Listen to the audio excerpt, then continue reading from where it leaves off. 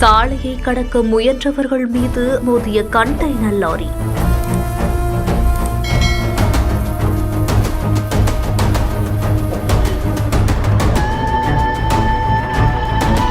மோதிய வேகத்தில் சம்பவ இடத்திலேயே உயிரிழந்த சோகம்.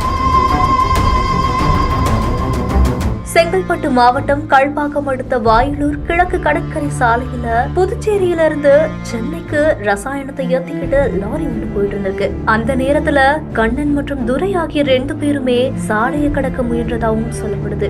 இந்த நிலையில தான் ரசாயனத்தை ஏத்திட்டு சென்னை நோக்கி போயிட்டு இருந்த லாரி திடீர்னு டிரைவருடைய கட்டுப்பாட்டை இழந்ததாகவும் கூறப்படுது. இதனையடுத்து அந்த கண்டெய்னர் லாரி சாலையை கடக்க முயன்ற 2 பேரும் மேலேயுமே மோதினதுல ஒருத்தர் சம்பவ இடத்திலேயே உயிரிழந்ததாகவும் சொல்லப்படுது. துரை அப்படிங்கிறவரு மருத்துவமனைக்கு கொண்டு போற வழியிலேயே உயிரிழந்ததாகவும் சொல்லப்படுது.